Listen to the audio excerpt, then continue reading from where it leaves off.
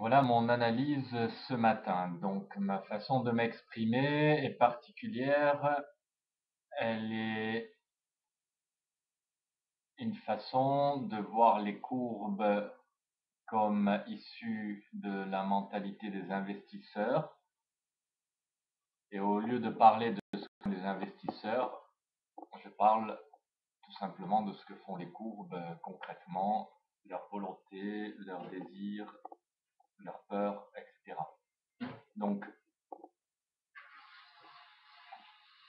ce qui se passe aujourd'hui, tout est basé sur la courbe USD-CHF. Voilà ce que je dis de la courbe USD-CHF. Elle s'est mise à remonter. Les investisseurs, donc la courbe a peur de monter trop haut, mais veut monter le plus haut possible. Donc ce qu'elle va faire, c'est qu'elle va continuer à monter tranquillement. Tout ça, bien sûr, sauf s'il y a des nouvelles spéciales, alarmantes, qui changent les données et qui changent la direction de toutes les courbes. Donc sans données absolument spéciales, les choses vont être les suivantes selon moi. La courbe USD-CHF va continuer à monter tranquillement. Elle fait l'effort de monter.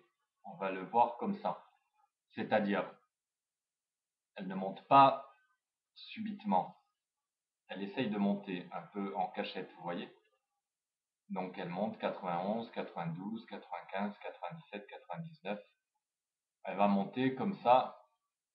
Elle va essayer de monter au moins jusqu'à 0,8600.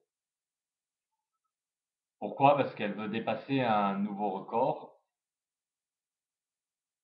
En quoi l'euro USD l'aide à monter?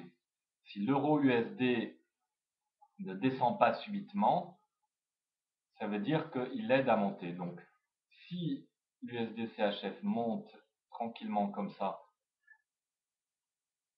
en faisant des petits allers-retours entre 5 ou 10 pips, si l'euro USD lui aussi reste soit stable, soit monte un petit peu, soit descend un petit peu, s'il monte un petit peu, c'est-à-dire il monte conjointement avec l'USD CHF, ça veut dire quelque part c'est l'euro CHF qui monte le plus. S'il reste stable en hésitation, il l'aide aussi à monter. Et s'il descend petit à petit, dans ce cas-là, il aide aussi à monter la courbe USD-CHF. Pourquoi est-ce qu'on prend ça pour une aide? Parce que l'USD-CHF a besoin, pour monter tranquillement, il a besoin qu'il n'y ait pas de réaction forte des autres côtés. Donc, là où l'USD-CHF aura du mal à monter, c'est si soudain l'euro USD monte à fond, par exemple. S'il monte à fond, ça tend à faire descendre l'USD par rapport au CHF. C'est comme si elle voulait le pousser au-dessous pour le faire redescendre parce qu'il a trop monté. Donc si l'euro USD se met à monter subitement très fortement, on peut s'attendre à ce que immédiatement l'USD CHF tourne sa courbe vers l'autre sens et descende. De la même façon, si l'euro USD se met à descendre très fortement, rapidement, on peut s'attendre à ce que l'USD CHF, au lieu de monter tranquillement, il va monter rapidement et il va faire un pic assez rapidement. On peut croire vers 8550, 8600. Tout dépend à quel moment l'euro USD descend. Et après ce pic va amorcer une grande descente. L'euro USD, dans ce cas-là, aura descendu et sera dire vers 1,4250. Et là, il aura descendu de façon à tirer ensuite l'USD CHF vers le bas pendant que l'euro USD remontera. Donc en fait, l'euro USD va chercher en bas pour faire redescendre l'USD CHF. Donc voilà, donc les prévisions, c'est que tant que rien ne se passe, l'USD-CHF monte tranquillement et l'euro USD n'a pas de réaction forte, ne monte pas rapidement, ne descend pas rapidement, mais soit monte, soit descend, mais lentement, tout en suivant l'USD-CHF dans sa montée tranquille. Dès que l'euro USD réagira fortement, s'il réagit en montant, ça sera une descente imminente et rapide de l'USD-CHF. Si l'euro USD descend rapidement, l'USD-CHF va monter vers son pic pour ensuite redescendre quand l'euro USD commencera à remonter. On sera donc, on a dit, vers les 1,4250 et l'euro USD remontera. Tout ça se passe dans 2-3 jours, remontera vers les 1,46, 47, 48. Il pourra monter plus haut et si l'USD-CHF descend, continue à descendre et l'euro USD montera plus haut et l'USD-CHF établira des nouveaux records au plus bas en dessous de 0,83. Donc voilà, c'est comme ça qu'on peut faire attention à si on investit sur l'USD-CHF ou sur l'euro USD, voir le rapport des deux courbes. Tout est lié à la façon dont monte l'USD-CHF et la façon dont réagit l'euro USD. C'est comme ça qu'on peut s'apercevoir ce qu'il en sera.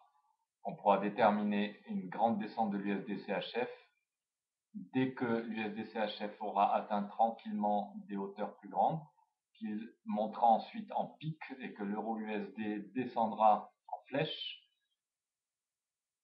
À ce moment-là, l'USD-CHF se retournera et commencera à descendre.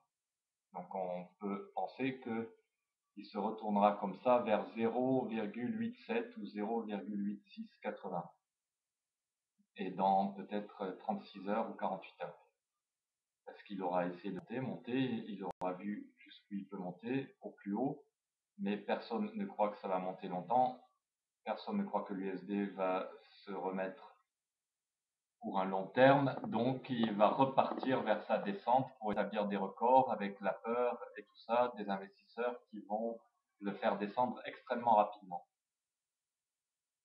Et pendant ce temps-là, l'euro USD réagira, l'euro USD sera passé donc à 1,4250 ou 43 et il repassera à 44, 45, 46, 47, 48, 1,48, 48, 50, 49. Tout ça en 72 heures à peu près, 4 jours dans la semaine. Voilà, pendant ce temps-là, l'or, selon moi, l'USD-CHF monte, l'or ne va pas vouloir monter parce que les investisseurs se basent sur l'USD, ils achètent de l'USD et c'est quand ils le revendent, quand il sera tout à fait en haut, c'est-à-dire dans 48 heures, que l'or va se mettre à monter. Mais maintenant, il va descendre, puisqu'il n'a rien à faire, il ne peut faire autre chose que descendre. Donc il ne va pas dépasser les 1500, voilà, ou 1501, et il va redescendre vers 1481. Dans 48 heures, il aura peut-être atteint 1481 à peu près, et il remontera en flèche vers les 1525, 1535. Le silver va faire pareil. Il va rester stable et descendre ou descendre fortement. En tout cas, il ne va pas monter tout de suite. Et quand il aura atteint un autre pic, lui aussi vers les 32, alors il se mettra à monter en flèche, peut-être dans 48 heures, ou un peu plus dans l'après-midi du mercredi. Voilà les prévisions s'il n'y a pas de très importants changements dus à des circonstances et des annonces, etc., etc.